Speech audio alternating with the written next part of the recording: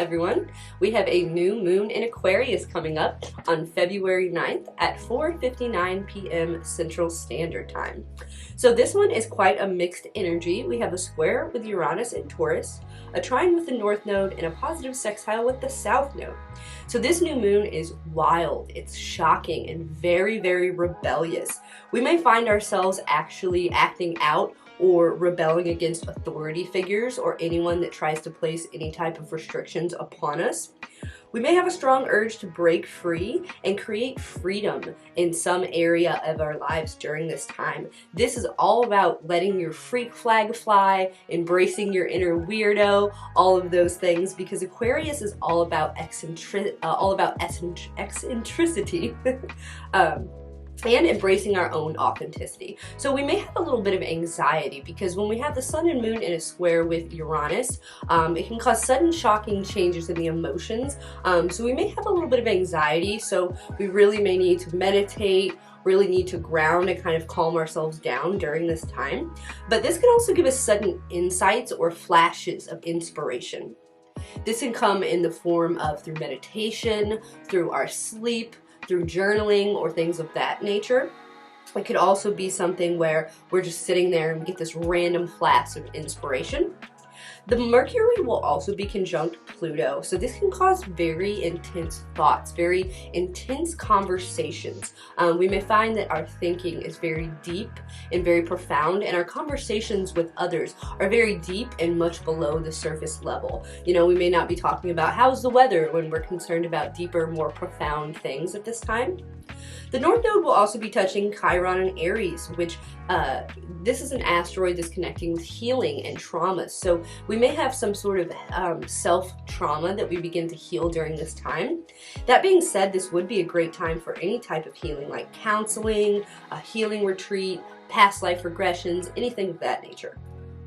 We may also find some sort of profound healing on a psychological level occurs with this. So this is time to purge yourself of negative thinking patterns and retrain your mindset. We need to let go of psychological traumas, let go of limiting beliefs that are holding us back. Some great activities would be, as we said before, a counseling session or a past life regression.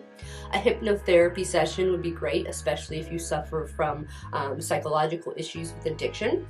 This would also be great for studying occult subjects, as that is connected to Pluto and Aquarius. So this would also be good for Reiki, astrology, psychic tarot, or any type of mediumship sessions, as Pluto does also rule death, and it's about connecting to spirit, connecting to the other side. So some visualization exercises would be great as well, visualizing the reality that you want to create. Also setting intentions for the next 6 months, because this is going to put us on a new 6-month cycle where we're manifesting whatever it is that we put out into the ether today. So this is also wonderful for any type of group project, especially if they involve humanitarianism, innovative technology, LGBTQ involvement. All of that would be really great.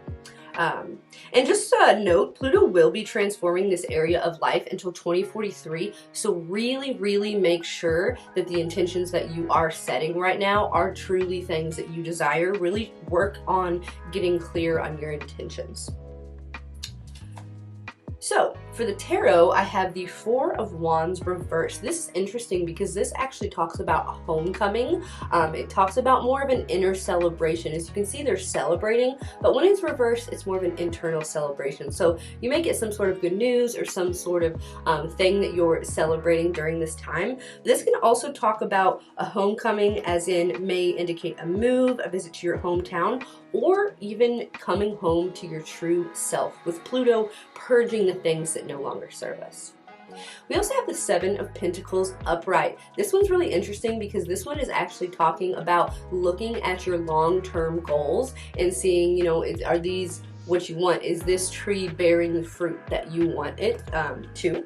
So focusing on your long-term goals makes perfect sense with this 20-year cycle involving Pluto beginning.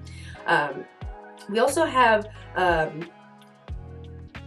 if your goals do come to fruition, are you going to be happy, or are you going to look at it in more of the reverse term where you start to realize that maybe the things that you were working towards weren't what you actually desired? So do make sure that the actions that you're taking actually align with the goals you're trying to manifest during this cycle. And for the affirmations, I embrace my true authenticity and my inner weirdo.